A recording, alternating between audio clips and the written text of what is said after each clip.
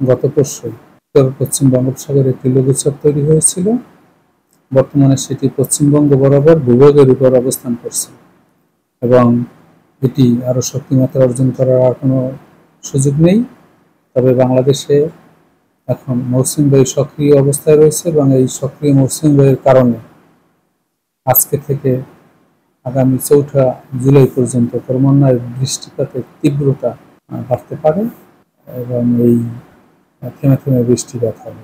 বিশেষ করে রংপুর, ময়মনসিংহ, সিলেট, চট্টগ্রাম, বরিশাল বিভাগের কোথাও কোথাও ভারী থেকে অতি ভারী বৃষ্টিপাত হতে পারে।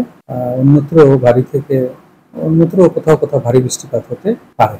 তবে এই যে বৃষ্টিপাতের ধরন আপনারা জানেন যে বর্ষাকালে মৌসুমী বায়ু সক্রিয় থাকে তখন বৃষ্টিপাত হয়। কখনো কখনো মৌসুমী লো প্রেসার সিস্টেম যদি হয় তখনও বৃষ্টিপাত হয়। যেমন বঙ্গোপসাগরে যদি লঘুচাপ তৈরি হয়, নিম্নচাপ বা গভীর নিম্নচাপ তৈরি হয়, তখনও বৃষ্টিপাত সংঘটিত হয়। আরেকটি হলো আইটিসিজেটের উত্তরমুখী অসিলেশন।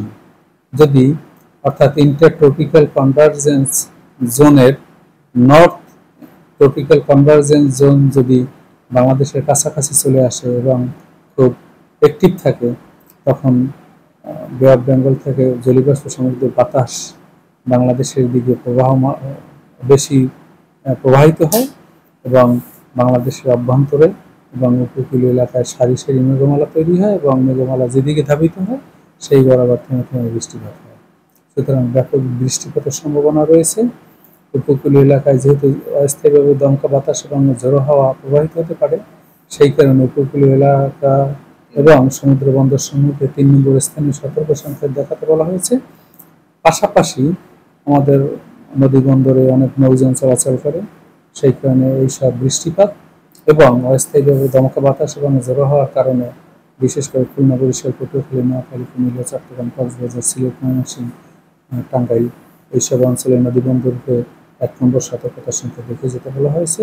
এবং যেহেতু ব্যাপক বৃষ্টিপাতের সম্ভাবনা রয়েছে, সেই কারণে ভারী বৃষ্টিপাতের সতর্কবার্তাও রয়েছে এবং এই বৃষ্টিপাতের সাথে অস্থায়ীভাবে দমকা বাতাস সহ বজ্রপাত হতে পারে এবং অতি বৃষ্টিপাতের কারণে চট্টগ্রামের পাহাড়ি এলাকায় ভূমিধসের সম্ভাবনা রয়েছে।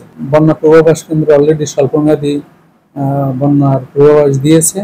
তবে আমাদের গাণিতিক মডেল, আমাদের পর্যবেক্ষণ ব্যবস্থা এবং অন্যান্য যে ধরনের আমরা বিশ্লেষণ করি মেট্রোলজিক্যাল প্যারামিটার, তাতে দেখা যাচ্ছে যে আজকে থেকে দেশের উত্তরের জেলাগুলোতে বৃষ্টিপাতের পরিমাণ বাড়বে।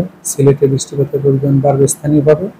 পাশাপাশি তার উজানে বিশেষ করে মেঘালয়, আসাম, ত্রিপুরা, নাগাল্যান্ড, অরুণাচল এইসব অঞ্চলে ব্যাপক বৃষ্টিপাত হবে।